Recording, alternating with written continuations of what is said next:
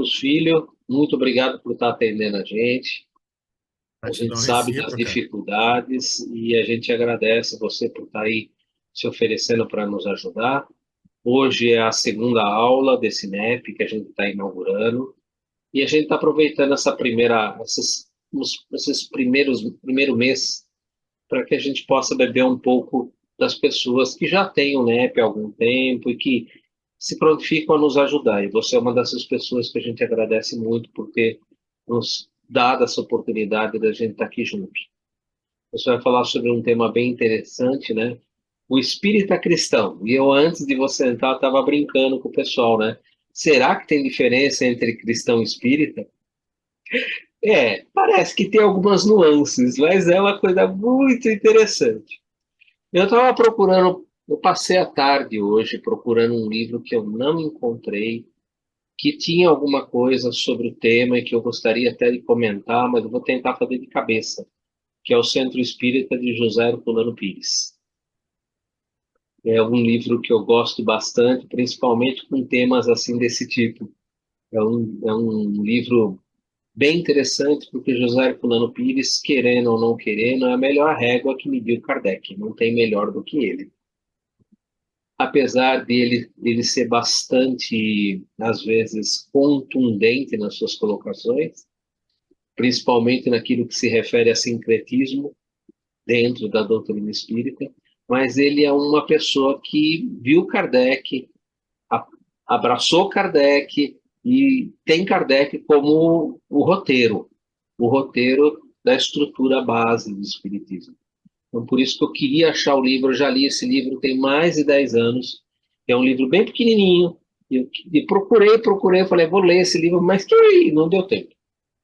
Mas eu vou ver se durante a sua fala surgindo alguma coisa que me venha na cabeça. Eu acho que vale a pena a gente sempre pensar um pouco em José Herculano Pires. Ele realmente é alguém que a gente nunca pode deixar de lado. Tem livros maravilhosos dele, Mediunidade, O Centro Espírita. São livros que a gente precisa avaliar muito bem. E volto a dizer, segundo Hernani Guimarães, se não me falha a memória, foi a melhor régua que mediu Kardec. Portanto, realmente é alguém que a gente pode ter uma confiança sobre aquilo que ele apresenta nos seus livros. E também nós temos pós-desencarne, algumas participações dele em outras obras, e também são muito boas participações. A filha dele, que é a Heloísa Pires, continua ainda na luta, trabalhando, fazendo palestras também. Ela ainda mantém a editora fundada pelo José Herculano Pires, que é a Pandeia. A Pandeia continua ativa e continua republicando os livros de José Herculano Pires. Bom, pessoal, já estamos no nosso horário.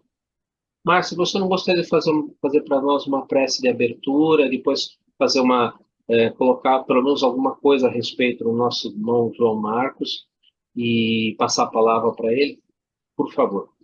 Gente, agradeço pela presença de todos e que a gente tenha um excelente estudo na noite de hoje. Muito obrigado. Mais uma Vamos vez, ler boa agora noite a todos.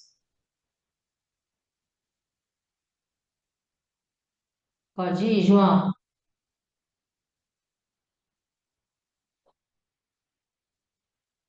Quem estava fazendo a prece? Na verdade, você ia fazer prece. Eu? Então vamos lá. Boa noite a todos, sejam mais uma vez bem-vindos.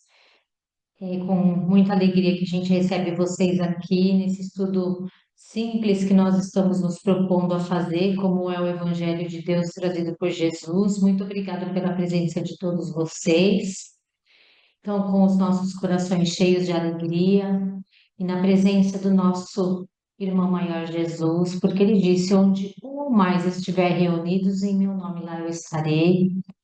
Agradecemos, então, por mais um dia de vida, mais um dia de oportunidades de aprendizados, esclarecimentos, reflexões, mais um dia de estarmos juntos, bebendo dessa água viva que é o Evangelho, bebendo desses conhecimentos que é a doutrina dos espíritos, tão bem pavimentada por Kardec nos seus livros, agradecendo a presença de todos vocês, agradecendo a presença do nosso irmão João, que os nossos amigos espirituais possam abraçá-lo, ampará-lo, inspirá-lo nos ensinos desta noite, e que a gente possa iniciar então o nosso estudo do NEP de Saulo a Paulo, com as bênçãos de Deus, com o amor de Jesus e com as energias da espiritualidade.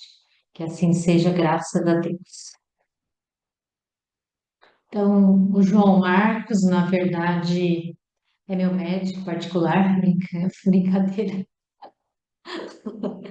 Ele é um amigo muito querido que eu tive a oportunidade de conhecer virtualmente, já tem mais de um ano, em diversas reuniões que nós fizemos, estudos do NEP Brasil, e conheci pessoalmente no encontro presencial do NEP Brasil em setembro.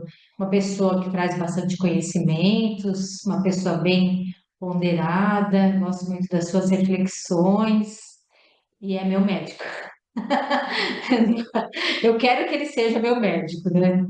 Mesmo que à distância. E ele é espírita de berço, né, João?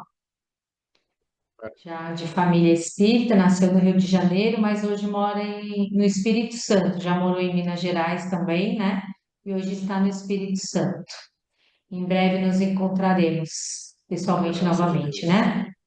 Com a graça de Deus. Bem-vindo.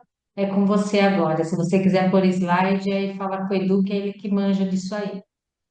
Tá joia. Primeiramente, então, boa noite a todos. Gratidão imensa, né? Uma caridade sem tamanho que vocês fazem me oportunizando o serviço no Evangelho. É uma alegria muito grande estar com vocês, acompanhando o nascimento desse neto, né? Eduardo e Márcia, que são conhecidos e muito queridos há mais tempo que vocês. É uma alegria muito grande estar principalmente do lado deles, mas é uma alegria muito grande também compartilhar esse momento com todos vocês, né? Eduardo, será que você consegue liberar para eu compartilhar um slidezinho, por favor? Já está liberado, valeu. Gente, olha só. O que eu vou trazer para vocês hoje nada mais é do que uma singela, despretensiosa reflexão. Eu não vou trazer nenhuma novidade. Nada do que eu vou falar aqui hoje vai ser novo para ninguém.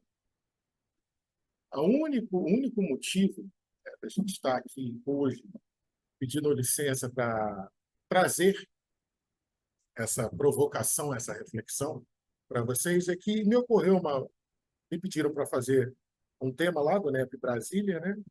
Pediram para fazer um tema sobre a questão do espiritismo, cristianismo, e aí me intuíram, a espiritualidade me intuiu um xiste, né? Uma piadola, como a gente fala, um xiste mesmo, é o nome certo, que eu ouvia muito quando eu era criança, dos confrades espíritas de muito mais estrada, né? Você está falando daqueles confrades espíritas que sofreram as perseguições da igreja e tiveram necessidade de se amparar debaixo da Legião da Boa Vontade do Alziro Zarur, que impediu centenas, se não milhares, de centros espíritas de serem fechados pela perseguição. E esses antigos, eles sempre tinham essa questão, né? Ah, eu sou espírita. Não, você é espiritista cristão. Não, eu sou espírita cristão. Não, você é espiritista cristão. E eu cresci ouvindo aquilo e nunca entendi muito bem. Até que um dia eu ouvi o Divaldo, numa palestra, falar: nós, espiritistas. Eu falei: não, se até o Divaldo fala isso, gente, eu preciso entender o que é espiritista, o que é espírita. E a partir disso, surgiu essa provocação. Vou repetir: não trago nada novo. Trago tão somente uma provocação para que cada um de nós, através dessa singela provocação, possa refletir sobre essa questão. Que tipo de espírita eu sou? Espiritista, espírita, espiritista cristão, espírita cristão? O convite aqui, meus irmãos, é que nós possamos fazer uma autorreflexão. Então, como a Márcia bem disse, né, meu nome é João Marcos Filho, eu integro junto com a Marcinha o Movimento NEP Brasil, e estou cooperando atualmente com o NEP A Caminho da Luz, situado em Ipatinga, Minas Gerais, o NEP Brasília, o NEP Alcione, que é virtual, Pretendo, se vocês autorizarem, fazer parte também dos estudos de vocês, do NEP Saulo a Paulo. Pelo menos já estou fazendo propaganda de que eu participo do NEP de vocês. E, atualmente, a gente começou um programa no canal Lições e Conexões, toda sexta-feira, às 21 horas, com o NEP Lições e Conexões. O espiritista cristão. Vamos lá, como eu falei para vocês, isso eu ouço isso desde a minha infância, dos mais antigos, dos confrades espíritas de mais tempo de estrada, né? Eu costumava chamá-los, né, de baluartes. Na mocidade espírita eu comentava assim, não, são os baluartes, são aqueles que realmente carregaram sob provação o estandarte do espiritismo, sob penas até de retaliação. Mas se você pegar, quando Kardec escreve Instruções Práticas sobre as manifestações espíritas, que ele lança para a gente, o livro que deu origem depois, ou que foi transmutado depois no Livro dos Médiuns, na versão originária, no protótipo, né, no livro prévio, existia logo no início o vocabulário espírita, muito interessante. Aconselho, né, a todos os confrades, a sempre que tiverem alguma dúvida, quiserem entender melhor certos conceitos, vá ali no vocabulário espírita que tem informações sensacionais. Uma delas é que o próprio Kardec cunha esse termo, espiritista, aquele que adota a doutrina espírita. Ué, gente, então, peraí, a gente é espírita ou é espiritista? Pois é, lá, antes disso, no Livro dos Espíritos, isso, lembrando, está nas Instruções Práticas, livro que precedeu o Livro dos Médiuns. Antes disso, no Livro dos Espíritos, lá na introdução, no item 1 da introdução, o próprio Kardec fala o seguinte: os adeptos do espiritismo são os espíritas, ou os espiritistas. Como especialidade, o Livro dos Espíritos contém a doutrina espírita para os espiritistas ou para os espíritas. Parece que, e aí eu consegui pesquisar muito pouco, achei muito pouca informação sobre por que Kardec cunha os dois nomes, mas até onde eu consegui pesquisar, e se alguém tiver alguma informação adicional, fique à vontade para poder agregar, mas até onde eu consegui pesquisar, é uma questão de linguística da língua francesa, né? Os espiritistas, ou o espírita é aquele que se diz, ele é espírita. Agora, o espiritista é aquele que adota. Adota. E aí, usando a inteligência artificial, a gente fez um prompt bem adequado, um comando de pesquisa bem adequado para o Perplexity AI, que é uma inteligência artificial especializada em produzir artigo acadêmico e fazer pesquisa dentro dos liames acadêmicos. E lá no Perplexity, né, eu pedi para ele trazer para mim, através de uma revisão integrativa de literatura, qual é o conceito atual mais admissível ou mais consensual sobre a palavra adotar.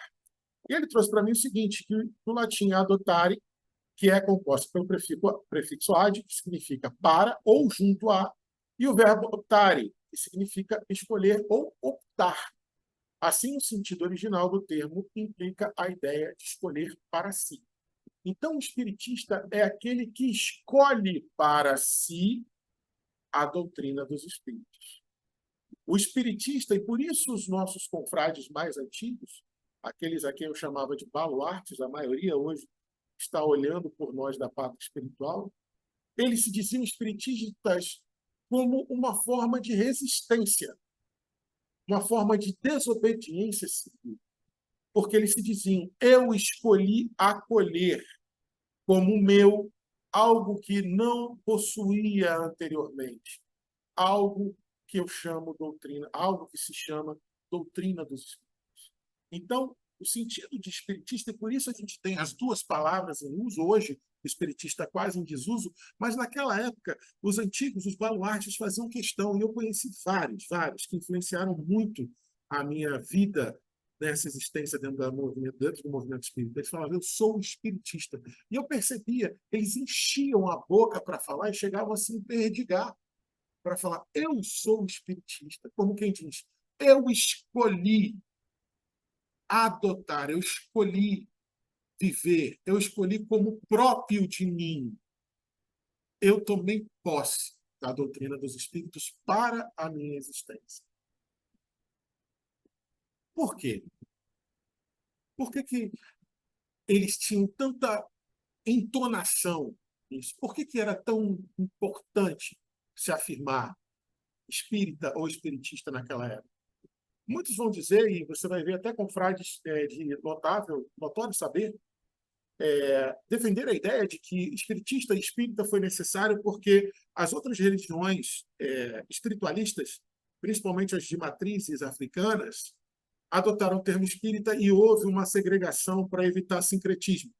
Então, os kardecistas, como não gostavam de ser chamados de kardecistas, se diziam espiritistas.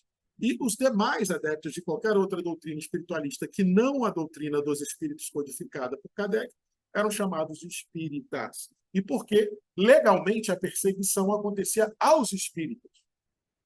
Então, assim como os primeiros cristãos deixaram de se identificar como os cristãos, até porque não existia esse termo não foi cunhado muitos séculos depois, eles se identificavam desenhando o peixe na areia, os espiritistas teriam, segundo esses confrades, tido essa vontade ou esse ato de separação de nomenclatura para que ficassem distintos das demais nominações espiritualistas. Mas eu digo para vocês, pela minha vivência, com os grandes, e repito, e vou repetir isso várias vezes hoje, os grandes baluartes que eu conheci da doutrina dos espíritas, do movimento dos espíritos, da doutrina dos espíritos, os grandes, eles se perdigavam. Eu, pequeno, criança, eu ouvia eles falando, enchendo a boca, perdigando o peito, falando, eu sou espiritista. Eu sentia naquilo, já criança, além de um orgulho, uma força de resistência, como quem não tem medo de se denunciar o espírito. Porque era isso que eles faziam naquela época. Eles se denunciavam espíritas, ou espiritistas, como eles mesmos gostavam de falar, apesar de toda e qualquer perseguição que eles vinham sofrendo, e sofreram várias. A minha família, inclusive, teve que abandonar Miraí, cidade da Zona da Mata Mineira, perto de Muriaé, para se alocar em Volta Redonda, no Rio de Janeiro, por conta de perseguição, porque meus ancestrais eram todos espíritas.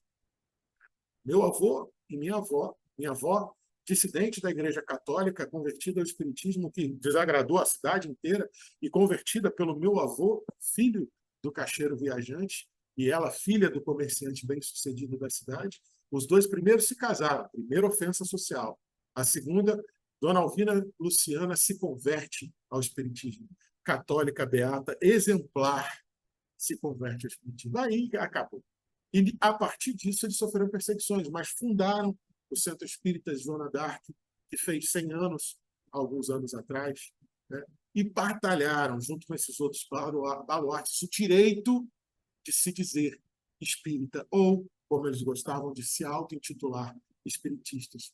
E por que tudo isso, gente? Porque, por causa, principalmente, e aí eu peço licença para dar minha opinião pessoal, ao que está escrito lá na questão 627, a resposta. Se Jesus e no Evangelho, se Jesus trouxe todas as verdades estão todas contidas no Evangelho, por que eu tenho que prestar atenção na mensagem dos espíritos? Pergunta Kardec, é o espírito de verdade. E a resposta que ele recebe é simples. Ele faz uma preparação de defesa e no final conclui: estamos incumbidos de preparar o reino do bem que Jesus anunciou. Por isso, nós estamos aqui, os espíritas, os espíritos diziam a nós, espiritistas e espíritas, nós estamos aqui incumbidos de preparar o reino do bem. Nós estamos aqui para cooperar com vocês na sua construção do reino divino em seu coração, em seu espírito espiritista. É por isso também, muito tempo depois, conversando com o Sr. Basílio, que era diretor do Lar Espírita e Obra Social Fabiano de Cristo, no Rio de Janeiro, uma obra social lindíssima, um centro espírita de uma elevação moral inconteste.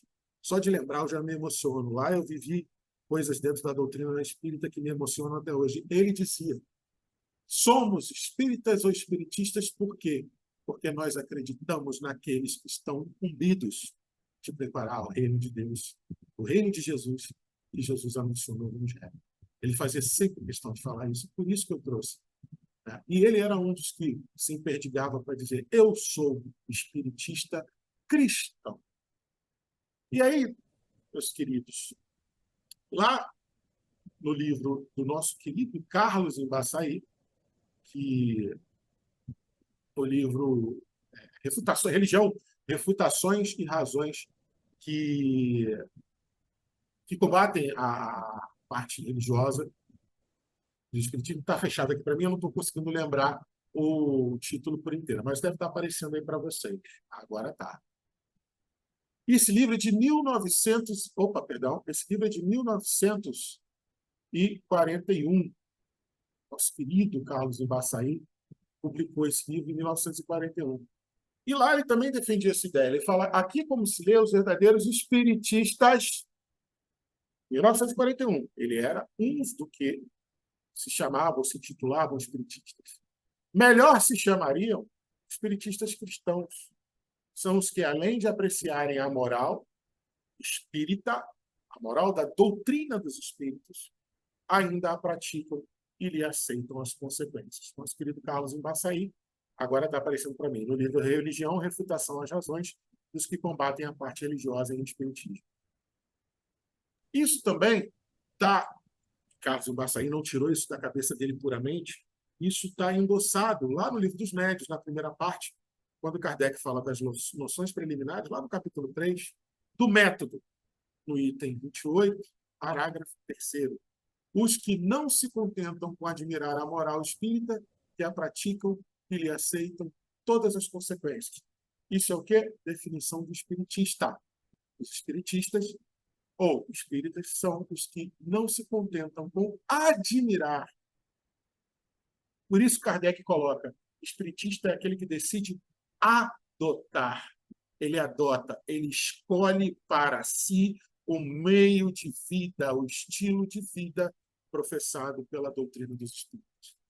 Ele não se contenta com admirar a moral espírita. Ele pratica e ele aceita todas as consequências. Carlos Embaçaí, nosso querido Carlos Embaçaí, se fundamenta nessa passagem, nessa citação do Livro dos Médiuns. Só conferindo, é isso mesmo, isso. E aí, dentro desse mesmo capítulo, desse mesmo item, desse mesmo parágrafo, né, ainda explicando por que, além de apreciar a moral, o verdadeiro espírita ou espiritista cristão, além de apreciar a moral da doutrina dos espíritos, pratica e lhe aceita as consequências. Por quê? Porque o espiritista ou o espírita cristão estão convencidos de que a existência terrena é uma prova passageira. Tratam de aproveitar os seus breves instantes para avançar pela senda do progresso, única que os pode levar na hierarquia do mundo espiritual ou no mundo dos espíritos, esforçando-se por fazer o bem e coibir os seus maus pendores. Se reconhece o verdadeiro espírita pelo seu esforço em domar as suas más tendências. E o verdadeiro espírita só é aquele que se pode dizer: hoje sou melhor do que eu. Não é um preceito da doutrina dos espíritos? E aí você já deve estar se perguntando: tá, mas aí espiritista, espírita e o cristão surgiu como? Então, historicamente, e aí sim, o termo espírita ou espiritista cristão está mais ligado com essa necessidade, né, de se identificar distinto das demais religiões espiritualistas que estavam exatamente nos anos 40, da virada dos anos 40, dos anos 30 para os anos 40, né, se propagando, né, principalmente entre as comunidades mais simples do Brasil, principalmente nas comunidades mais simples do Rio de Janeiro. Eu estou falando do candomblé, da quimbanda, da umbanda. A umbanda, se não me engano, foi criada em 48, me fugiu a data, mas é dessa década. Então, sim, o espiritista cristão ou espírita cristão, esse termo, sim, tem mais lógica histórica de ser justificado pela necessidade de distinção. Mas, como o Eduardo bem provocou no início, será que tem diferença? Será que tem diferença? Não era para ter, né, gente? Mas aí eu começo a provocar vocês. Olhe para dentro do seu coraçãozinho de uma maneira bem sincera e legítima e se pergunte: quão cristão é o espiritismo que você tem vivido, vivenciado? Será que é suficientemente cristão para que nós possamos colocar espiritista ou espírita cristão numa mesma ideia?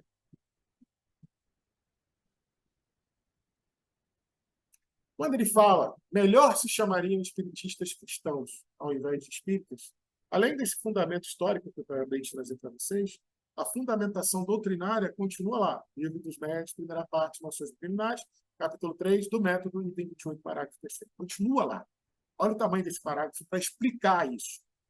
Kardec nos diz, as relações com eles sempre oferecem segurança. Por quê? Com eles, espiritistas cristãos sempre oferecem segurança, porque a convicção que nutrem os preserva de pensarem em praticar o mal. A caridade é, em tudo, a regra de proceder a que obedece. São os verdadeiros espíritas, ou melhor, espiritistas cristãos. Palavras do próprio Kardec, Livro dos Médios. Lembre-se, pode ser que eu esteja trazendo uma informação incompleta, mas até onde eu consegui pesquisar, é uma questão semântica da língua, uma questão semântica própria da língua francesa. Espírita é a sua denominação, né? A sua classificação do outro. O outro te classifica, ele é espírita. Agora, quando você se classifica adotando o método de vida, o estilo de vida da doutrina dos espíritos, aí sim, você é espiritista. Certo? Isso são palavras, dentro da minha pesquisa, seria mais ou menos por isso que Kardec faz distinção dessas duas palavras. E, em cima dessa provocação que eu fiz para vocês agora, que eu fiz com todos nós agora, quão cristão tem sido o espírita que eu sou? Não era para haver, como o Eduardo bem provocou no início, não era para haver distinção. Deveria ser uma redundância se chamar espírita ou espiritista cristão. Deveria ser uma redundância. Mas fica, já que o próprio Kardec provoca essa distinção de palavras, fica para a gente a reflexão. E eu acho justa. Quão cristão eu estou sendo na minha vivência do espiritismo? E para ajudar a gente a pensar um pouco, eu gosto sempre de lembrar da questão 219 do Livro Consolador, em que o grupo do Chico pergunta para Emmanuel, né, se a gente qual seria o melhor roteiro iluminativo para o espírito reencarnado na Terra, né? Se a gente teria alguma outra coisa, né? E ele fala assim, olha, já começa a resposta assim, no planeta Terra, nenhum roteiro doutrinário supera o Evangelho de Nosso Senhor Jesus Cristo. Bom, ali ele já respondeu a pergunta. Mas Emmanuel, sendo Emmanuel, continua. Aliás, o Espiritismo em seus valores cristãos, ou seja, o Espiritismo cristão não possui finalidade maior que a de restaurar a verdade evangélica para os corações desesperados e descrentes do mundo. Se eu mandasse em alguma coisa, queridos frades, irmãos, queridos Seara, eu mandaria colocar esse dizer de Emmanuel numa placa gigantesca na frente de todo e qualquer templo espírita. Para mim, até hoje, de tudo que eu já li, de tudo que eu já tive a oportunidade de estudar em matéria de doutrina dos espíritos, a frase mais impactante do que é ser espírita que eu já li até hoje. Essa frase do Emmanuel. Aliás, o Espiritismo, em seus valores cristãos, não possui finalidade maior que a de restaurar, trazer a estrutura original, mostrar a essência e o cerne da verdade evangélica para os corações desesperados e descrentes do mundo, os quais, concordem comigo, têm só aumentado. Dentro da minha prática profissional, então, a cada dia que passa, eu consigo perceber nitidamente o quão desesperado e o quão descrente estamos todos nós, uns sinalizando mais do que outros. Mas cada um com seu quinhão de desespero, seu quinhão de descrença. E aí, lá no Evangelho segundo o Espiritismo, no capítulo 20, quando a gente fala sobre o quando Kardec fala dos trabalhadores da última hora, nas instruções dos espíritos, tem a missão dos espíritas no item 4. Não vou me recordar qual o espírito que fala, que deu essa instrução. Mas lá na missão dos espíritas, item 4. Pergunta-se entre os chamados para o espiritismo. Pergunta. Aliás, me perdoe. Kardec, ao final do item 4, faz essa pergunta ao espírito que psicofoniza, né, que traz essa mensagem. Se entre os chamados para o espiritismo muitos se transviaram, quais os sinais pelos quais reconheceremos os que se acham no bom caminho? Essa pergunta de Kardec, ela é extremamente interessante. Evangelho segundo o Espiritismo, década de 60 do século XIX. Ali, na primeira década oficial do Espiritismo, dos Espíritos, 1858 ou 54, nunca lembro, mas década de 50 do século XIX.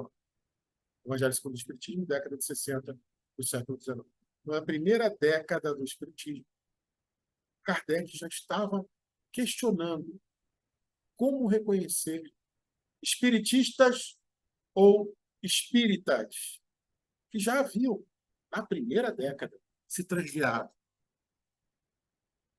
E aí, nessa pergunta, por mais que muitos até hoje queiram ressaltar o aspecto crítico de Kardec, que foi uma crítica pesada, mas uma crítica extremamente necessária. Por isso que eu estou trazendo, na primeira década do Espiritismo, Kardec já fala dos espíritas ou espiritistas que já haviam se transviado. Para além dessa pergunta, Kardec está perguntando como que eu me avalio para saber se eu continuo no bom caminho, já que vocês, espíritos, estão incumbidos de nos auxiliar na construção do reino de Jesus, do reino de Deus, nos nossos corações.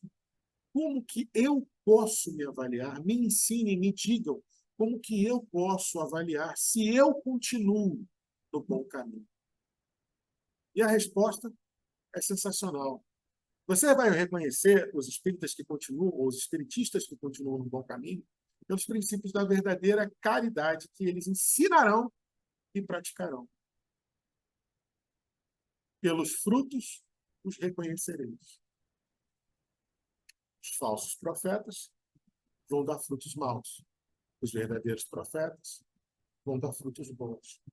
Nós, espiritistas ou espíritas, podemos saber se estamos num bom caminho quando nós avaliamos quão verdadeira, quão legítima, eu gosto de dizer, é a caridade que eu pratico e ensino, e pratico através do meu exemplo e ensino através do meu exemplo. Aí eu faço a segunda provocação. Quão legítima é a caridade que você está praticando hoje em dia? Será que ela é suficientemente legítima para que o seu ensino e prática estejam totalmente equalizados? Ou ela precisa se aprimorar em algum aspecto? E tudo isso, nossa missão, nossa finalidade maior, segundo Emmanuel, de restaurar a verdade evangélica para os corações desesperados e descrentes do mundo, se endossa nessa resposta do Espírito, lá no item 4, missão dos Espíritos, da seguinte forma: nós reconheceremos e saberemos que estamos no bom caminho pelo número de aflitos a quem nós já levamos e estamos levando e levaremos. Nós saberemos que estamos no bom caminho de um espiritista cristão pelo nosso amor ao próximo, em quantidade e em qualidade, pela nossa abnegação de abrir mão, inclusive, de conforto, de direito, para que o bem maior possa se concretizar. E pelo nosso desinteresse pessoal, pelo nosso interesse no bem maior, a construção desse reino. Hoje eu ouvi uma frase de um ex-dependente químico, e um paciente meu que está lutando contra a dependência química me mandou. Parece que é um rapaz muito proeminente nas redes sociais, mas eu não sei o nome dele. Mas ele fala uma frase sensacional. Ele fala que o que Deus vai fazer na sua vida é isso. Ele vai te libertar da opinião dos outros. Então, porque ele estava falando que a opinião dos outros talvez seja o que mais atrapalha um dependente químico. E, aliás, para a psicanálise, a opinião, o valor que você dá à opinião do outro é justamente a sua pedra de tropeço. E ele completa o raciocínio dele dizendo assim: vamos passar a ser dependentes de Deus e independentes do mundo. Eu achei essa frase tão linda. Passemos a ser, então, dependentes de Deus e independentes do mundo. Essa frase reflete o verdadeiro desinteresse pessoal. Porque resgatar a verdade evangélica para esses corações desesperados, descrentes, ou restaurar é tornar a forma original, é você ser cooperador do triunfo dos princípios evangélicos, dos princípios de Deus, de Jesus e, obviamente, dos princípios espíritas ou espiritistas. Porque Deus quer o triunfo da sua vida. Por isso essa frase me impactou aqui. Vamos ser dependentes de Deus e independentes do mundo. Porque para restaurar a verdade evangélica, nós espíritas ou espiritistas cristãos teremos que ressignificar em nós o que é ser espírita e o que é ser espírita cristão. Para a gente restaurar a verdade evangélica para esses corações desesperados e descrentes do mundo, teremos que assumir um novo compromisso de fazer triunfar a lei de Deus em todos os atos da nossa vida, em todos os pensamentos que nós tivermos, porque Deus quer que tudo funcione. Então, tudo já compele, tudo já ajuda, tudo já inclina para o triunfo da lei divina. Nós só temos que cooperar com esse triunfo. Lembrando, o espiritista ou espírita, o espiritismo, em seus valores cristãos, não tem outra finalidade maior do que restaurar a verdade evangélica para os corações desesperados e descrentes do mundo. E é nesse labor, é nessa seara, que nós podemos, ao encostar a cabeça no travesseiro, antes da emancipação da alma através do sono, nós podemos respirar aliviados de que nós estamos cooperando para o triunfo dos princípios e da lei de Deus. Porque Emmanuel nos lembra muito bem lá no Caminho, Verdade e Vida, capítulo 180, façamos nossa luz. Nossa necessidade básica é de luz própria, é de autoiluminação. E lembra, lá no Consolador ele fala, nenhum roteiro autoiluminativo supera o Evangelho. Nossa necessidade é de luz, nossa necessidade básica é de luz própria. Então, nossa necessidade básica é o roteiro do Evangelho. Por quê? Através de entendê-lo cada vez mais, cada vez melhor, nós seremos mais intimamente esclarecidos. Esclarecimento das coisas do espírito que eu sou. De autoeducação, eu vou me educar cada vez mais e melhor na compreensão da lei divina. Porque a doutrina dos espíritos nos ensina que o homem só é infeliz quando se afasta da lei divina, também conhecida como lei natural. Aqueles que a entendem e estudam são os que compreenderão melhor. E entender e estudar a lei de Deus é uma autoeducação evangélica. É uma autoevangelização. E autoevangelizar-se é um trabalho, um processo árduo, penoso ainda, sim, para nós espíritos situados no planeta de provas e expiações. Árduo e penoso, de tropeços, soerguimentos e muita perseverança. Autoeducação no Evangelho é perseverar, porque Jesus fala, Mateus 24, aquele que perseverar até o fim, esse será salvo. E a fim de quê? De que a gente consiga uma conversão substancial do eu, do espírito que eu sou, ao reino de Deus. Mais do que criar o reino de Deus, inaugurar, instituir o reino de Deus em nós. Emmanuel convida a gente a uma conversão.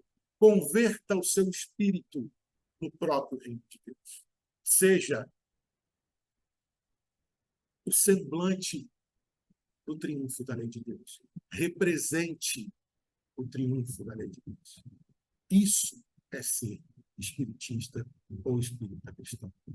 É ser em você um legítimo representante do triunfo da lei de Deus. E para isso é necessário autoiluminação, autoeducação através do Evangelho, através da restauração das verdades, da verdade evangélica.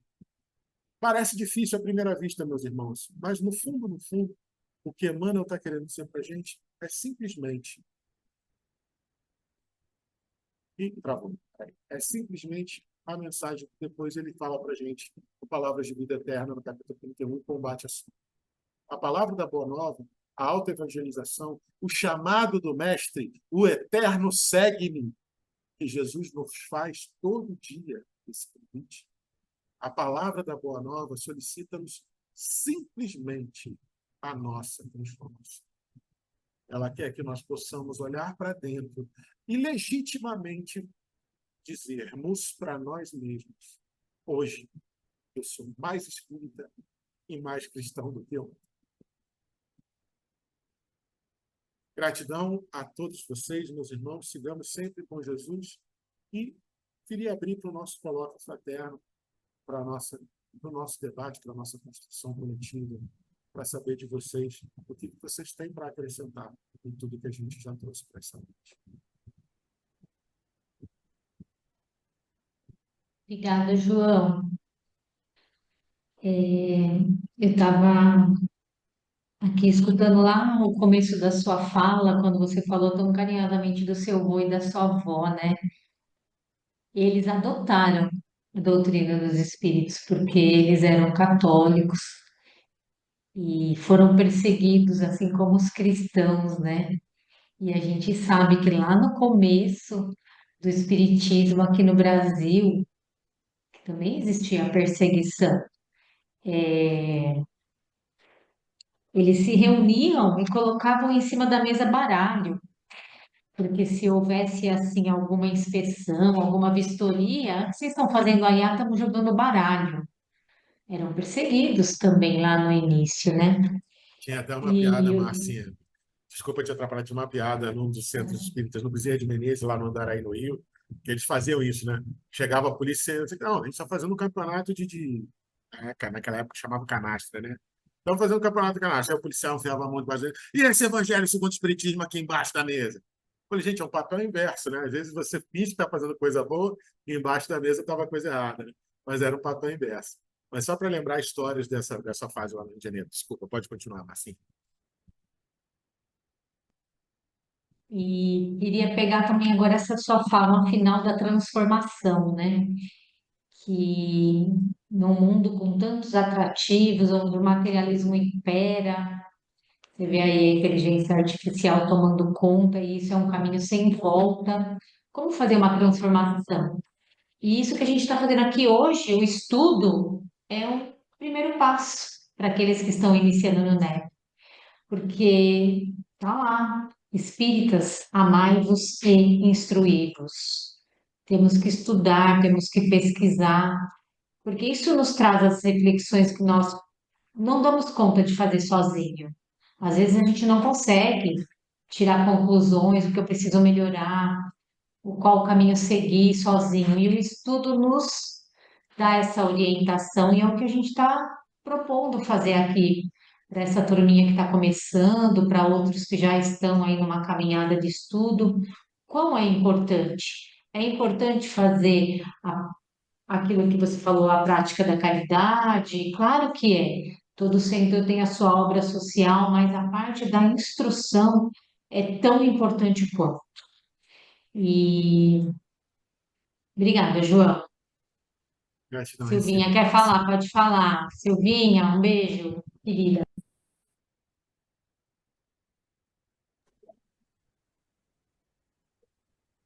Boa Silvia, noite.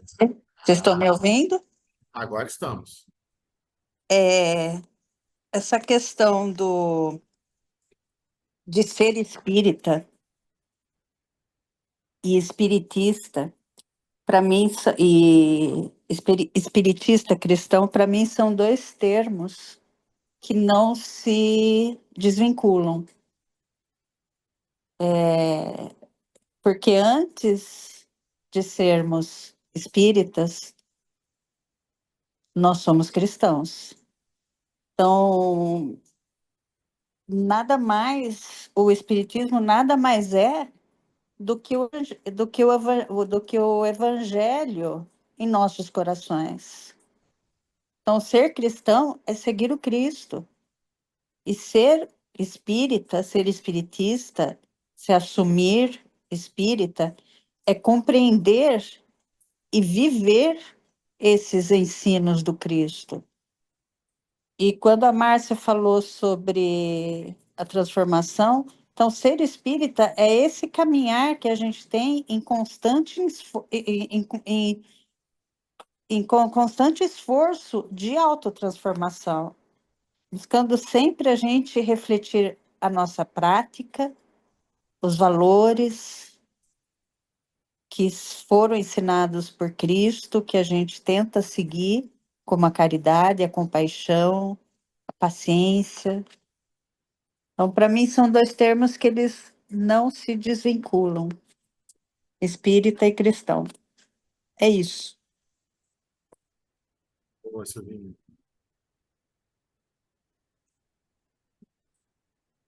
Eduardo? João, muito boa a sua palestra, muito bom o conteúdo. Queria fazer uma provocação e chamar atenção para algumas coisas que eu achei interessante. Sendo o Espiritismo, o cristianismo redivivo, sendo o Espiritismo o Consolador prometido, anotado por João lá no capítulo 14, que em algumas traduções aparece como o Paracleto, em outras aparece como o Consolador. Ele vem conforme foi prometido por João no momento oportuno, no momento em que a humanidade passava, principalmente na França, né, onde a igreja tinha perdido um pouco o seu poder, o materialismo tinha tomado o campo, mas o materialismo não respondia a tudo. Aí o Espiritismo vem e vem como esse consolador, ou seja, ele vem no momento certo, ele vem no momento em que a humanidade já tinha desenvolvido um pouco mais a inteligência, o aspecto inteligente do ser humano, né, para que ele pudesse fazer perguntas, para que ele pudesse fazer questionamentos, e daí Kardec, com todos os questionamentos, ele é o grande codificador dessa doutrina, que nada mais é do que o próprio cristianismo redivivo. Daí vem o Livro dos Espíritos, e como um neologismo, o Espiritismo. Espiritismo próprio dos Espíritos, um neologismo criado por Kardec. E espiritistas e espíritas, para mim, são todos aqueles que adotam o espiritismo como sendo o consolador prometido. Para mim, são aqueles que têm Jesus como modelo e guia. Para mim, são aqueles que procuram colocar a moral do Cristo, procuram integrar a moral do Cristo, os ensinos do Cristo no seu dia a dia. Procuram fazer a sua, vamos dizer assim, aquilo que a gente vê na pergunta 919A do próprio Livro dos Espíritos, em que o nosso irmão Santo Agostinho nos pede, né, que a cada dia a gente faça uma autoanálise, não uma autoanálise no final do ano, mas, se possível, a todo dia, para que no dia seguinte, como é um novo ciclo que se inicia de 24 horas, você possa fazer diferente aquilo que você já sabe o que vai dar, o que acontece. Atitudes iguais, resultados iguais. Porém, Kardec também acho que percebe isso, João Marcos, porque o segundo livro que ele escreve é o Livro dos Médiuns. E o Livro dos Médiuns, ele poderia, apesar de ter um livro antes que você citou e agora eu esqueço o nome, mas ele retirou esse livro e ele manteve só o Livro dos Médiuns no lugar. E eu acredito que a ideia dele ter retirado esse livro que era uma brochura que tinha antes do Livro dos Médiuns, ela veio bem no encontro do que ele percebeu. Ele percebeu realmente que, para nós sermos espiritistas ou espíritas cristãos, nós precisávamos estudar, nós precisávamos evoluir um pouco mais em conhecimento, evoluir um pouco mais em entendimento. E por isso ele dedica no Livro dos Médiuns, olha, é um guia de evocadores, é o segundo nome do Livro dos Médiuns. Ele dedica 4 capítulos para isso. O primeiro capítulo é maravilhoso, né? Há espíritos. Bom, se a resposta fosse não tem espíritos, então fecha o livro, joga fora, não tem necessidade de ir adiante. Então, primeira coisa, estabelecer a existência dos espíritos. Vamos estabelecer que, após a morte, nós somos espíritos, nesse momento encarnado, mas desencarnando, somos espíritos e somos espíritos imortais. E existe essa, vamos dizer assim, essa possibilidade, me falta uma palavra melhor, da comunicabilidade entre os dois mundos, o mundo espiritual e o mundo material. Bom, estabelecido isso, a gente primeiro agora, ele pensa o seguinte, bom, o pessoal está vivendo do maravilhoso e do sobrenatural, porque é um tal de fazer reunião para ver batida de mesa, para ver se a mesa levanta, para ver se a mesa responde pergunta dando pancada no chão, sabe? Não é por aí. Então, do maravilhoso e do sobrenatural, para que a gente possa entender que aquilo tem uma finalidade de nos chamar a atenção para uma lei natural, algo natural, completamente natural, e que para nós é importantíssimo conhecer. Por quê? Porque lá é a verdadeira vida, a vida espiritual. Porém, lá a gente pode crescer muito em teoria, mas a gente precisa realmente vir para o laboratório da vida para que a gente possa realmente aqui, com os atritos com as pessoas e com as coisas e com os meios materiais, a gente possa progredir, possa avançar, possa crescer, possa se desenvolver. Eu costumo até fazer uma brincadeira muito interessante, que para a gente ter uma ideia muito interessante do que é a vida espiritual, no mundo espiritual, às vezes as pessoas falam assim, umbral, trevas, cidades espirituais, e o pessoal às vezes fica imaginando que o umbral seria um local, as trevas seriam um local. Na verdade, elas constituem um agrupamento de espíritos que daquele determinado padrão vibratório, ali se agrupam, porque têm os mesmos sintonia, têm os mesmos gostos, têm as mesmas tendências e elas se agrupam. Então, no mundo espiritual, os espíritos vivem com os seus afins, com aqueles que estão ali, mais ou menos dentro dos seus afins. E é muito interessante a gente pegar, eu gosto até de colocar, porque já que eu estou construindo essa ideia, de que do maravilhoso e do sobrenatural, às vezes as pessoas se iludem vendo assim, André Luiz ficou 8 anos no umbral, e aí ele caiu em si.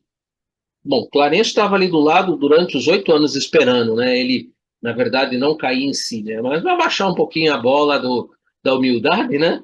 E aí ele ser levado para uma cidade espiritual que naquele livro foi tratada como sendo nosso lar. São centenas ou até milhares de cidades espirituais. Nós temos muitas cidades espirituais. Aquela foi uma delas. Mas a gente não pode esquecer que é o seguinte, aquela cidade ainda se encontra dentro dessa região que nós podemos chamar de umbral.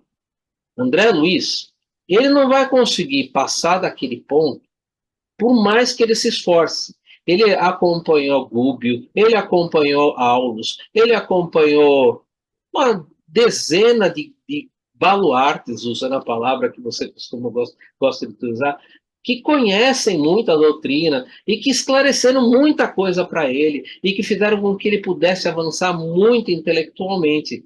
Mas ele precisa retornar aqui para a Terra se ele quer sair de nosso lar e quer ir aonde a mãe dele estava, que ele só pôde visitar em desdobramento, porque ele não tem condições de fazer isso. A mesma coisa acontece com o irmão Gotuso, lá no livro Obreiros da Vida Eterna, que não conseguia sair da casa transitória e queria ir para uma cidade espiritual, mas ele precisava reencarnar. Então, a reencarnação é algo que nós não podemos abrir mão e que a gente deve aproveitar muito bem. Então, do maravilhoso e do sobrenatural, Kardec se esforça em mostrar esse lado moral, em essa oportunidade maravilhosa de estar aqui encarnado e de você poder progredir, crescer intelectual e moralmente. Aí ele percebe, bom, mas eu preciso ter um sistema e preciso ter um método. E se a gente tivesse observado o sistema e o método, a gente não teria só em 1987 lançado o ESD. A gente teria lançado ele muito antes disso. Muito antes disso. E a gente não teria caído tanto em sincretismos, não teria tido tantos problemas, apesar de que houve muita perseguição, você foi criterioso nisso, mas a partir de 1972, 73, 74, havia já uma liberdade um pouco maior. E se nós tivéssemos nos atentado muito do sistema e do método, que era exatamente o ponto-chave da toda a doutrina que estava ali no Livro dos Médiuns, a gente poderia ter lançado, pelo menos o que eu penso, o ESD muito antes. E a gente poderia ter caminhado um pouco mais. Porém, graças a Deus, em 1987, o ESD foi lançado. O ESD ele se baseia exatamente nesses 3 primeiros capítulos. E eu penso que Kardec foi muito prudente no colocar esses 4 primeiros capítulos no Livro dos Médiuns, nos chamando a atenção a seguinte: olha, antes de você entrar para os fenômenos, antes de você querer compreender o que são os fenômenos, como são essas leis naturais, porque os fenômenos nada mais são do que leis naturais, preste atenção que você precisa voltar lá atrás. Precisa compreender os ensinos do Cristo. Precisa compreender a moral que ele veio aqui nos trazer. E depois que você estiver forte nisso, aí você pode avançar para dentro vamos dizer assim, para dentro dessa área da fenomenologia, para que você não fique que nem nesse último livro nesse último filme que nós tivemos, Nosso Lar 2, em que nós temos às vezes médiuns que esquecem desses 4 primeiros capítulos e que adentram diretamente no fenômeno e que depois acabam que nem a derrocada de Otávio. Então, como nós estamos num ambiente de NEP, num ambiente de espíritas, o meu ponto que eu gostaria de sobressaltar e queria ouvir um pouco de você é a necessidade primordial de a gente estudar um pouco, de a gente se preparar melhor antes de a gente entrar para essa área dos fenômenos e para que a gente não se perca, para que a gente não se perca. Uma das conclusões, se não me engano, é a número 6 do Livro dos Espíritos, Kardec, ele coloca, uma das perguntas ali, são perguntas e conclusões que ele tira, né? Ele tira uma conclusão que aquele que se aproxima da doutrina espírita em primeira mão, ele se vislumbra. Ele fica vislumbrado, ele quer tudo. Aí, ele vai e ele quer ir em busca do espiritismo. E aí, quando ele vai em busca do espiritismo, ele percebe que ele precisa estudar bastante, que ele precisa se esforçar, que ele precisa sentar ali na cadeira e, às vezes, ler um texto inteiro para tirar uma pedrinha boa aqui, uma pedrinha boa ali, e é pouco a pouco que você vai ganhando maturidade, que você vai aprendendo, para que depois o espiritismo possa sair de você. E isso demora. E normalmente nesse ir em busca, quando ele vê, meu Deus, ou quando ele sente as implicações, ele tem que fazer uma reforma íntima, porque, finalizando a minha palavra hoje, passando para você, para que você possa ensinar aquilo que você sabe, viver aquilo que você ensina, porque senão acontece exatamente como os fariseus, fazei tudo o que eles nos mandam, mas não da maneira que fazem, porque dizem uma coisa e fazem outra.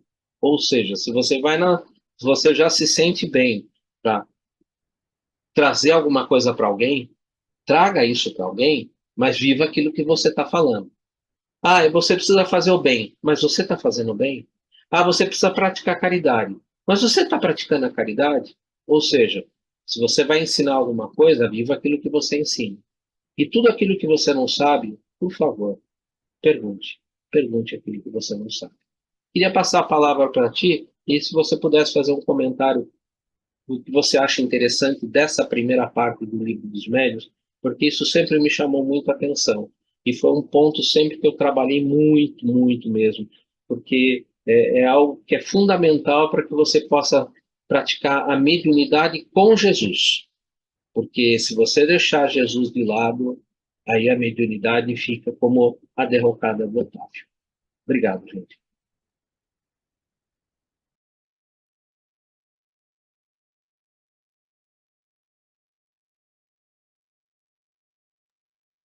João Marcos, está fechado o teu áudio. Desculpa, gente. É que o ventilador está em cima de mim, eu estou tentando fazer ruído para vocês. Mas, Eduardo, você foi brilhante no seu comentário e você já respondeu para mim.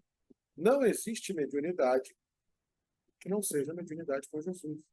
Talvez seja a única redundância mesmo, de tudo que a gente está falando aqui e comentando que possa ser redundância ou não possa ser redundância. Mediunidade só o é com Jesus. O resto é qualquer outro nome. O resto é só sobrenatural. Agora, mediunidade, que é a interação entre as inteligências interdimensionais, a favor dessa cooperação, isso, a que Kardec chamou de mediunidade, somente o há com Jesus. E é muito importante que a gente entenda que o compromisso mediúnico, Emmanuel deixa isso muito claro, não vou lembrar a lição agora, mas ele deixa isso muito claro. A pessoa que assume um compromisso com a mediunidade, mentira, né? Emmanuel fala isso, não, André Luiz, ela se acha servindo de exemplo para os reencarnados, ela não faz noção do exemplo que ela tem que dar para o desencarnado, para os desencarnados, que estão ali observando ele, o médium, sob pena de falar assim, tá vendo? O que adianta? O que adianta trabalhar para esse tal de Jesus? Esse aí está trabalhando para Jesus, com esse dom aí que vocês deram para os reencarnados. Olha o que ele está fazendo. Então, a mediunidade, ela é, antes de tudo, uma vitrine para o mundo espiritual muito maior do que a vitrine para o mundo reencarnatório, para o mundo material. E toda vitrine parte da premissa que é transparente. Principalmente no mundo espiritual, você não tem o que esconder, não tem como esconder. Então, é muito importante, sim, que a gente tenha exatamente essa noção da perfectibilidade. Existe médium perfeito? O único que chegou próximo dentro do nosso conhecimento moderno, abaixo de Jesus, que a gente tem conhecimento oficial, moderno, que foi Chico. Ele mesmo se autotitulava muito perfeito. Aliás, você falou uma coisa muito interessante, Eduardo. A perseguição, abrindo parênteses aqui, gente.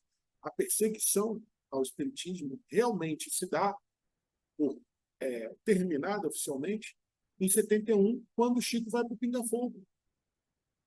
Mas na época da ditadura, não. Na época da ditadura teve perseguição, sim. Pontuais, por interesse da igreja, atacaram pontos-chave estratégicos do movimento espírita. Em São Paulo teve vários, no Rio de Janeiro teve vários.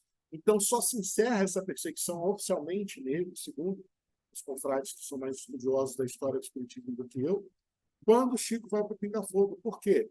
Porque, novamente, o fenômeno vem à evidência. Ou vocês não lembram que Chico no Pinga Fogo foi um festival de fenômeno?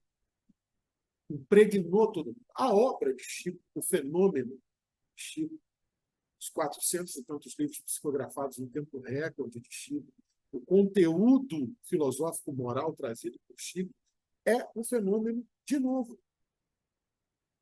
Uberaba é a nova Paris. Pedro Leopoldo é a nova modificação, é a nova explosão de fenômeno físico da Europa do século XIX. Novamente o fenômeno impregnando, para poder encerrar de vez essa perseguição. O que valeu a pena, porque foi uma segunda fase que despertou também.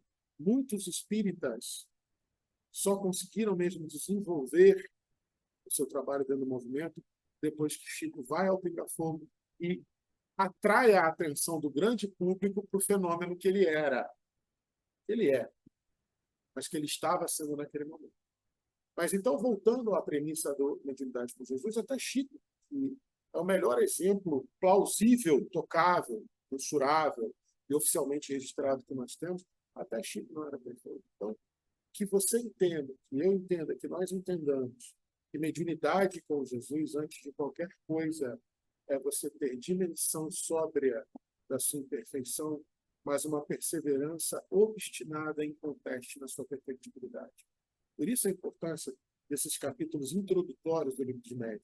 Kardec está dizendo fenômenos, nos 3 capítulos introdutórios que você traz para a gente, eu vejo como se Kardec estivesse dizendo, gente, ó, o fenômeno sempre existiu.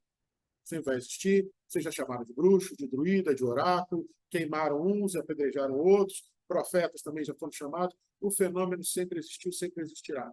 Agora, a mediunidade, a mediação cooperativa efetiva entre os dois mundos, aí só com Jesus.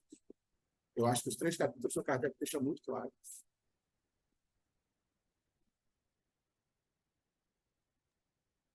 Márcio, você está com o microfone aberto? Quer colocar alguma coisa? Oi, Pode falar. o João, no começo da explanação dele, o João colocou espiritista, muito bem colocado. E eu também acho, entendo, que o espiritista, que é aquele que ele citou, que fala de boca cheia, falava, eu sou espiritista, que eu adotei, é aquele indivíduo que, durante a educação dele, ele não teve a oportunidade de escolher, vamos dizer, a religião, né? Ela foi imposta. E quando ele teve essa oportunidade, o indivíduo teve essa oportunidade, ele adota a doutrina espírita. E aí ocorre a transformação. Sim, eu vejo que foi dito em transformação. Porque quando a gente faz aquilo que a gente gosta, que a gente acredita, a gente se transforma. Isso aconteceu comigo, inclusive, né? Para mim era obrigado, família portuguesa, católica, fervorosa. E eu fui à igreja porque eu não tinha outra saída. Mas eu fui até um determinado ponto. Depois eu me libertei, vamos dizer assim. Eu não fui mais, não quis mais saber. E aí eu vim ter conhecimento de casa espírita e passei a frequentar no intuito de conhecer, de conhecer. E aí eu já estou aí com você, inclusive, há 18 anos. E me transformando paulatinamente, porque eu vou trazendo, eu vou entendendo, a gente vai discutindo. Então, aí eu entendo que ocorra aquilo que foi colocado da transformação. Ela é paulatina, não tem como, né? E aí a Márcia ainda colocou, não é, que como fazer essa transformação? E é quando a gente acredita, quando a gente vai buscar. Ninguém é obrigado a ir a um lugar e ficar, mas vá conhecer, vá discutir, vá estudar, né? Então, eu acrescento isso às falas do João e agradeço por você ter vindo. Gratidão recíproca, Márcio. Obrigado. Emília, por favor.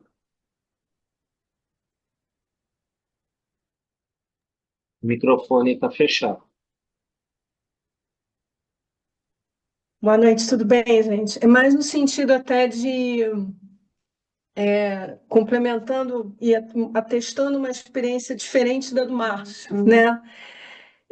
A minha origem é católica, eu era uma católica, digamos, com muito fervor e com muita fé e sempre voltada para a igreja, para a oração, comunhão, crisma, estudei em colégio de freiras, admirava, né? Na verdade, quando eu vim a conhecer a doutrina espírita, que foi através do Terceira Revelação, através do irmão Melo, que não está mais com a gente, o que veio para mim foi como um complemento, né? Uma coisa que me permitiu entender melhor algumas coisas que eram ditas para mim como mistérios. E me abriu um cenário que eu não tinha anteriormente. E uma das coisas que eu acho que foi mais interessante, né, nessa transformação que o Márcio falou e que a gente tem que vivenciar a cada dia, é a gente poder, através do Evangelho, ligar aquilo que a gente estudava, né, dentro do catolicismo, dentro da nossa literatura do catolicismo, com o que a equipe espiritual, os líderes espirituais falam para a gente, né? Procuram nos ensinar com esses ensinamentos, né? Procuram nos passar com esses ensinamentos. E aí, gente, eu compartilho com vocês um negócio que eu vivi agora, nesses minutos aqui dessa apresentação, que isso é que é o bacana do estudo, né? Eu estou relendo Os Mensageiros, do André Luiz, né? Reler a obra dos Espíritos para mim é importante porque eu aprendi que a gente tem que ler, reler, ler e reler até a gente ter um mínimo entendimento das coisas, né? E eu estou exatamente no capítulo. Ontem eu passei pelo capítulo antes da reunião no centro da Dona Isabel, acho que é a Dona Isabel, que o Aniceto comenta sobre a preparação antes da recepção dos irmãos, né, que chegam, né? E eu vou tomar a liberdade só de falar um parágrafo aqui, que está nesse capítulo 43, que fala, como o João comentou, né, a importância dos médios como uma vitrine para o mundo espiritual. Usa o termo espiritista e fala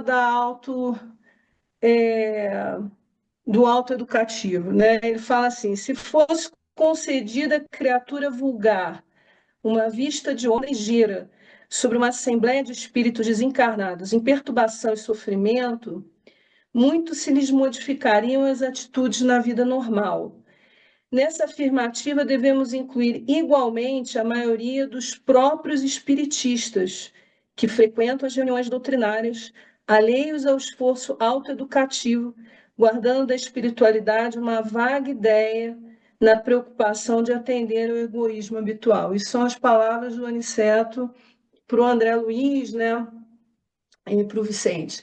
Então, eu só coloco aqui porque eu acho que a gente tem um testemunho, né, de como esse autoestudo, né, essa busca, consegue nos ajudar a gente entender algumas mensagens que antes eram, né, talvez os mistérios, né, que a gente não tinha, né, essa explicação dentro da doutrina católica. Só era essa contribuição aí que eu queria dar para o grupo aqui. Bom, Emília, Maravilhosa a sua contribuição, um livro riquíssimo, né? Muito bom mesmo. Bom, gente, temos aí mais uns minutinhos. O Francesco pede a palavra. Por favor, Francesco. Olá, boa noite, João. Boa noite a todos. Bom, eu gostei da explanação, João. Aprendemos bastante hoje, hein? Você falou aí coisas que a gente nunca tinha parado para pensar. Já tínhamos lido a respeito, mas não tínhamos refletido sobre, né? Apesar da gente estar sempre refletindo nas nossas aulas do Consolador, né? A gente tem lá uma conversa sempre aberta sobre variados temas. Mas o que eu queria dizer é o seguinte: se há alguma dúvida com relação a se o espírita é cristão ou não, nós temos no prefácio do livro Evangelho segundo o Espiritismo, 1862, né? E o Espírito de Verdade, né, que é um grupo de espíritos que se manifestam ali no Evangelho, né, ele concita a todos nós a seguirmos Jesus, seguirmos a doutrina. Então, e ele fala, deixa eu só pegar aqui para ler um trechinho só do prefácio.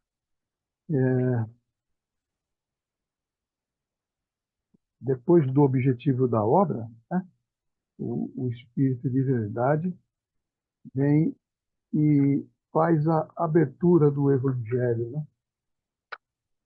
E não poderia deixar de ser, né?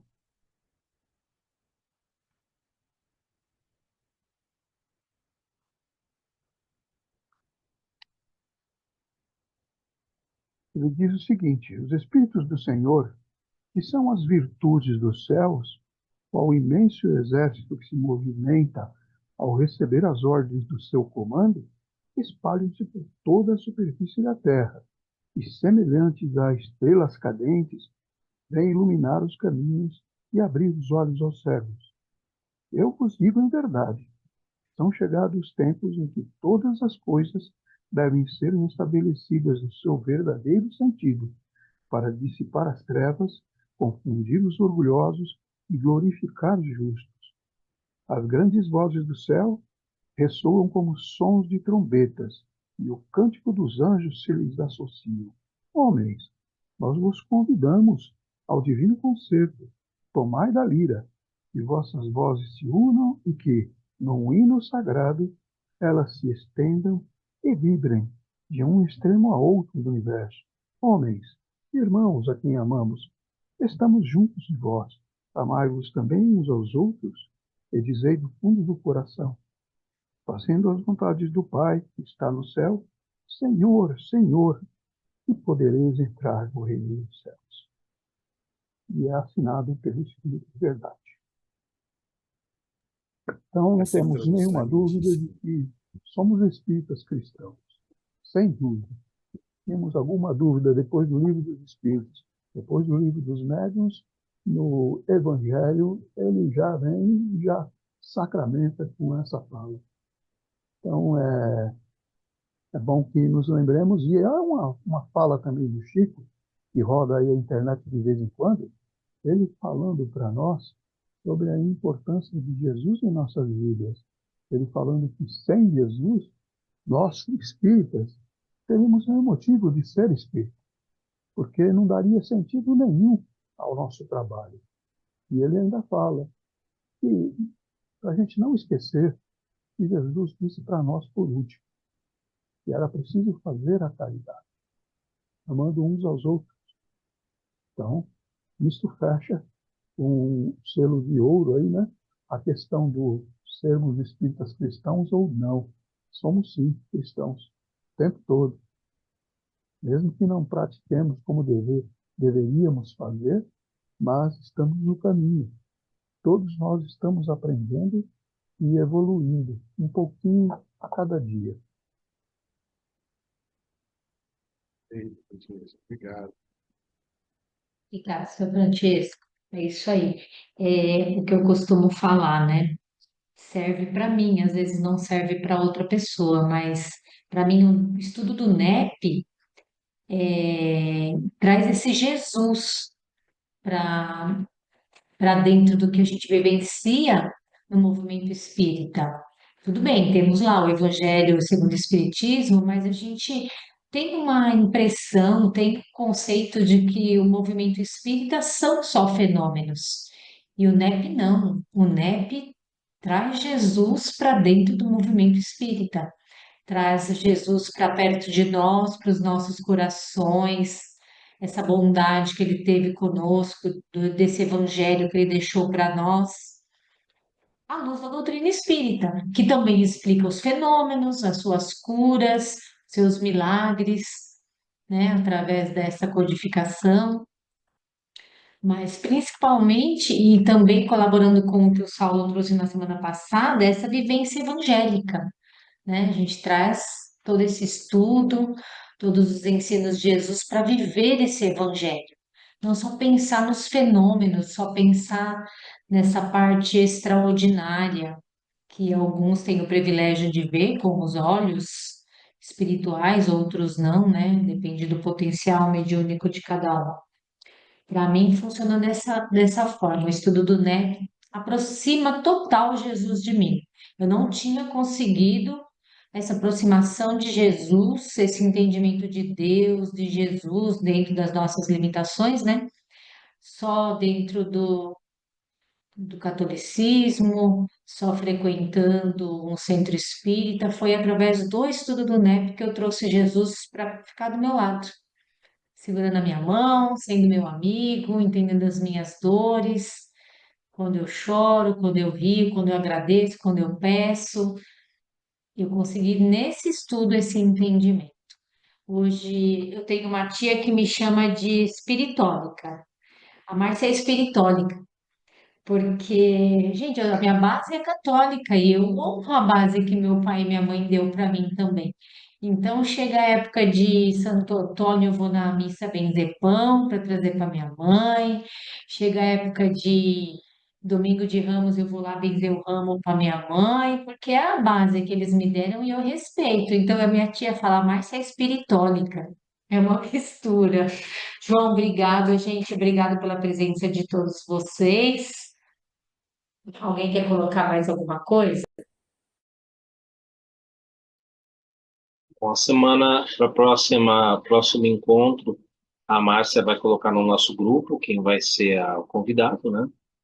Ainda é um convidado, ainda será um convidado. Esse é um convidado que eu não tenho certeza quem é. A Márcia ainda depois vai falar para a gente direitinho quem é. O nosso irmão, o, Jonas, é, ele falou da pergunta 219 do livro Consolador. Eu gostaria só de ler o último parágrafo dessa pergunta, porque ela realmente é fundamental para tudo que a gente comentou. O plano invisível poderá trazer-vos as mensagens mais comovedoras e convincentes dos vossos bem-amados. Podereis guardar os mais elevados princípios de crença no vosso mundo impressivo.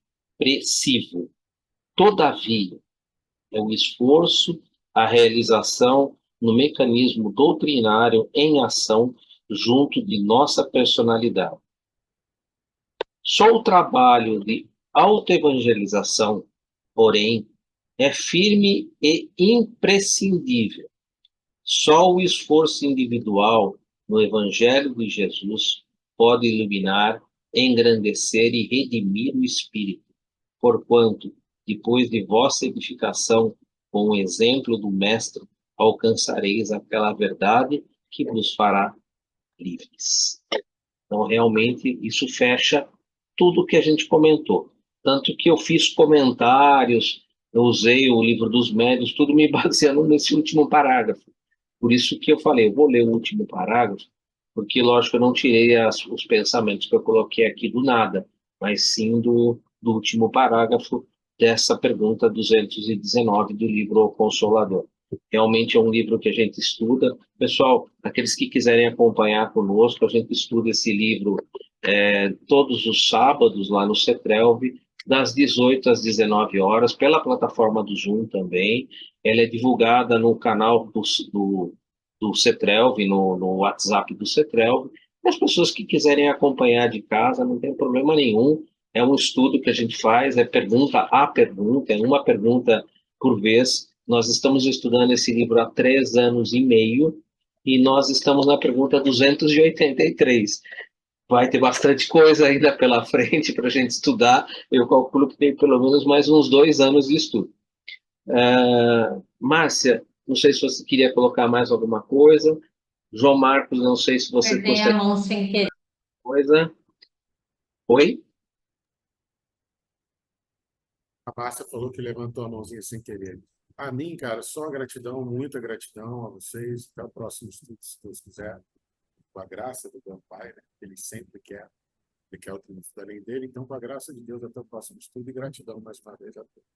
Tá. João Marcos, eu queria te fazer aproveitar que você está aqui com a gente, fazendo um convite, como você já colocou lá, quando você puder e tiver condições de participar com a gente agradece sempre. Não precisa ser como hoje você é o expositor, mas, por favor, compareça com a gente também para a gente poder ter mais diálogo, trazer mais entendimento, tá? A gente realmente precisa de pessoas que possam ali engrandecer, trazer mais coisas para a gente. A gente agradece de coração você ter atendido esse nosso pedido. E a gente conta com você sempre que for possível estar aqui com a gente. Pode contar. Para mim é uma alegria muito grande estar junto com vocês. Bom, a gente vai partir para o encerramento. Quem gostaria de fazer para nós a prece de encerramento, por favor?